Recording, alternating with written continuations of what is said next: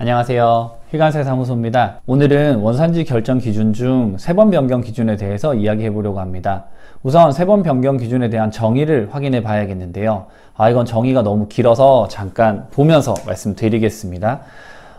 세번 변경 기준의 정의는 해당 물품이 2개국 이상에 걸쳐 생산된 경우로서 해당 물품의 품목번호와 해당 물품의 생산에 사용된 비원산지 재료의 품목번호가 일정 단위 이상이 다른 경우 해당 물품을 최종적으로 생산한 국가를 원산지로 인정하는 기준을 세번 변경 기준이라고 한다 라고 하는데요. 저도 처음 봐서는 당연히 이해하기 어려운 문장인 것 같아요.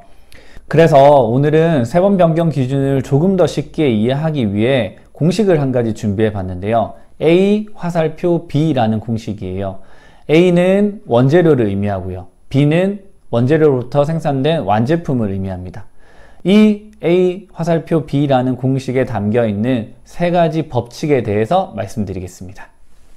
첫 번째, 원재료 A는 모두 비원산지 재료, 즉 한국산이 아니다 라는 법칙입니다. 원산지를 판정하실 때 가장 많이 발생하는 오류가 원재료 A에 대한 원산지에 대한 인식이 잘못됐다라는 건데요. 가령 원재료 A를 해외에서 수입하시는 경우라면 해당 원재료를 한국산이 아니다 라고 쉽게 인지를 하시는데요. 해당 원재료를 국내에서 구매하시는 경우라면 대부분들이 해당 원재료는 한국산이다 라고 생각하시고 한국산에서 만들어진 제품은 모두 한국산일 거다 라고 생각하시는 경우가 많아요. 하지만 원산지 확인서를 수취하지 않는 모든 원재료 A는 비영내산 원재료, 즉 한국산이 아닌 원재료라고 인식하셔야 된다라는 점입니다. 두 번째, A 화살표 B 부분의 화살표 부분입니다. 이 화살표는 A에서 B로 만들어지기 위해서는 충분한 가공 공정을 거쳤느냐에 대한 부분인데요. 모든 FTA 협정에서는 충분한 가공이 일어나지 않는 제품에 대해서는 영내산으로 인정할 수 없다, 즉 한국산이 되지 못한다 라고 규정하고 있습니다. 따라서 여러분들이 생산하시는 제품의 제조 공정이 충분한 가공 공정을 거쳤는지에 대한 검토가 필요합니다.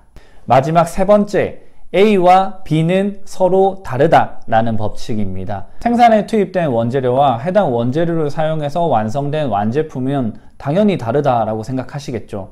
하지만 왜 다르다라고 생각하십니까?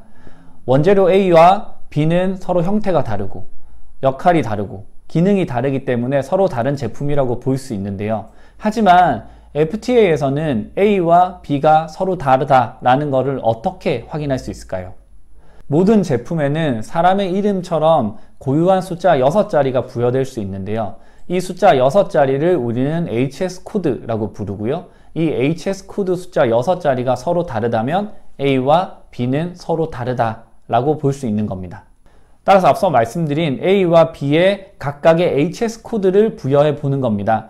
A의 HS 코드가 가령 1234.56 그리고 B의 HS 코드가 1234.57이라고 한다면 1234.56과 1234.57은 누가 봐도 다른 숫자죠.